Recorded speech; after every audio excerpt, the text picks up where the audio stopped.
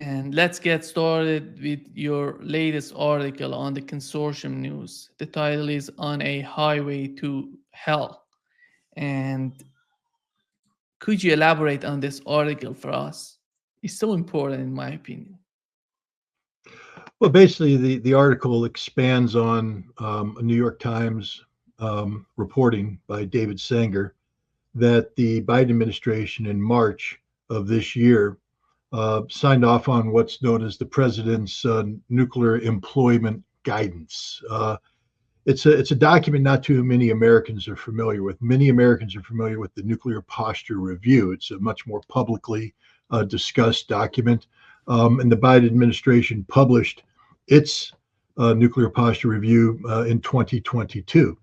Um, the nuclear employment guidance is generally only issued when there's been a change of significance in the nuclear posture review or in circumstances that requires America to rethink its nuclear war planning. Employment means how we use our nuclear weapons. Now, this is just guidance. Um, Once this has been reported to Congress, the guidance is sent to the Secretary of Defense, who then puts forward the Secretary of Defense nuclear employment guidance, which is the plan. He's telling the warfighters, this is how we will use our nuclear weapons when called upon to do so. Um, as you can imagine, this is an extraordinarily sensitive document. According to the New York Times, no electronic copies exist. There's only a handful of hard copies, and they're very tightly controlled.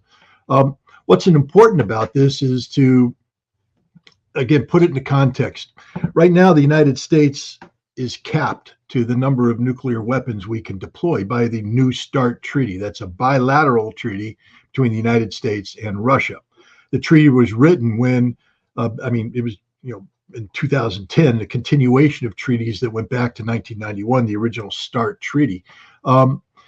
When the United States and then the Soviet Union and later Russia had a near monopoly on strategic nuclear weapons in the tens of thousands. We've since then reduced them.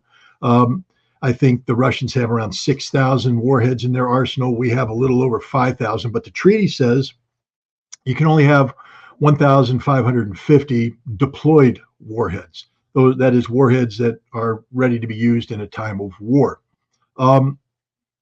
So the nuclear employment guidance and the nuclear employment plan that the United States has to go to war in nuclear weapons makes use of these deployed weapons. That means that each weapon doesn't exist just to exist. It exists because there's a target out there waiting for it to hit. But what's happened since the Biden administration came into power is we've been provoking China over the issue of Taiwan, over the South China Sea. And as a result, we now have to consider the real possibility, some would even say probability, of a full-scale war with China.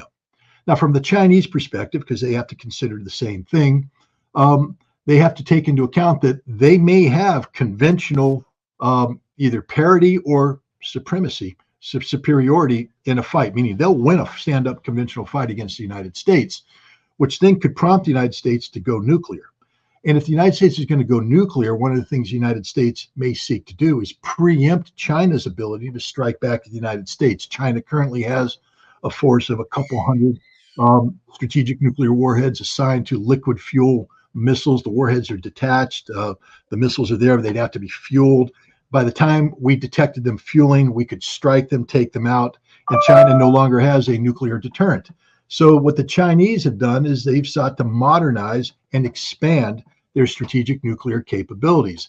They've built around 360 missile silos spread out in the deserts of Western China. And in those silos, they're deploying what's known as a DF-41. It's a solid rocket. That means it fires instantly. There's no refuel. There's no fueling time. With 10 multiple warheads, independently targetable warheads. That means that each missile that takes off can hit 10 targets. And you have to have 100 of those missiles, you can hit 1,000 targets.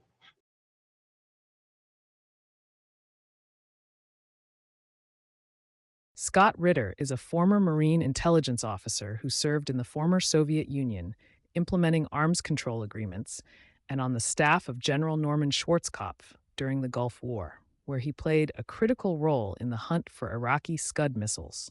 From 1991 until 1998, Mr. Ritter served as a chief inspector for the United Nations in Iraq, leading the search for Iraq's prescribed weapons of mass destruction. Mr. Ritter was a vocal critic of the American decision to go to war with Iraq.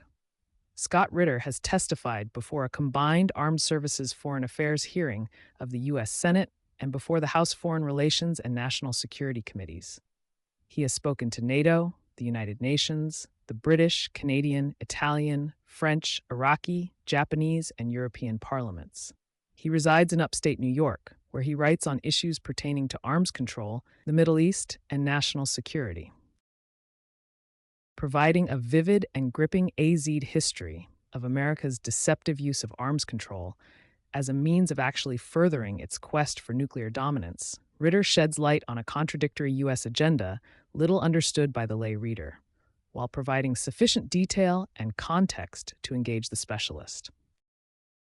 Covering Ukraine, the Scott Ritter Interviews Through the Eyes of Anya Kay is a unique and timely addition to the literature on the conflict in Ukraine.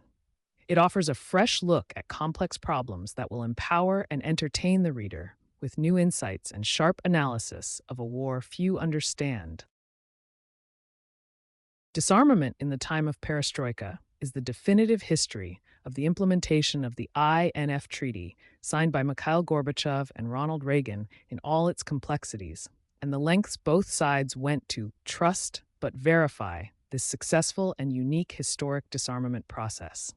It demonstrates how two nations fundamentally at odds with one another could come together and rid the world of weapons which threatened international peace and security, and, indeed, all of humanity.